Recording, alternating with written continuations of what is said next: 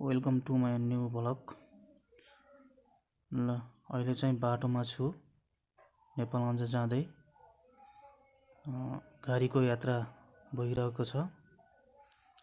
अहिले बबई क्रस भएको छु, धम्बोजी पुगियो। धम्बोजीको भिडभाड हेर्न सक्नुहुन्छ हजुरहरूले। धम्बोजीमा चाहिँ गाडीको चाहिँ लाइन लागिरहेको छन्, गाडी जोस् भिडभाडै छ। अब हामी ट्राफिक लाइटमा परियो, ट्राफिक लाइटमा परियो। ल है गाइज, ट्राफिक लाइट पास भयो, हामी अगाडि जाँदैछौँ। अहिले चाहिँ तपाईँको रात परिसकेछ, हामी चाहिँ अब क्रस हुँदैछौँ धम्बोजी। म अहिले हस्पिटल जाँदैछु राति अलिकति स्वास्थ्यमा थोरै गडबडी भएको कारणले गर्दाखेरि अहिले राति जाँदैछु हस्पिटल।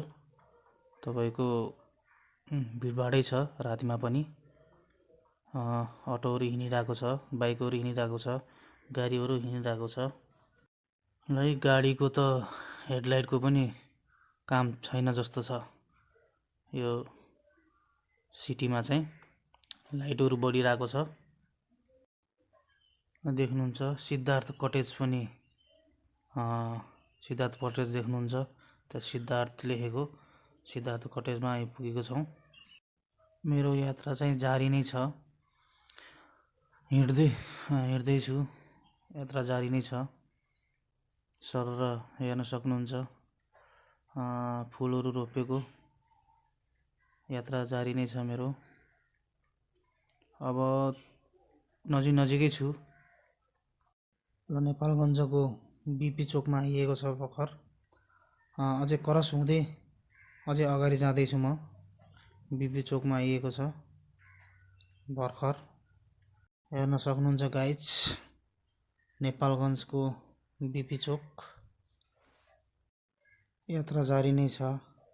ल हेर्न सक्नुहुन्छ, यो पहिलाको नर्सिङ होम अहिले चाहिँ सञ्जीवनी बनेको रहेछ। नर्सिङ होम हटेर नर्सिङ होम भन्ने रहन्छ, अहिले चाहिँ सञ्जीवनी रहेछ। फाइनली गाइज, अब चाहिँ पुगियो है हस्पिटल। अब नजिकै आइपुगेको छु गाइज। अब चाहिँ म हस्पिटल पुग्न थालेँ गाइज। अब अर्को भिडियोमा हेर्नु होला है गाइज। अब अर्को भिडियो आउँछ।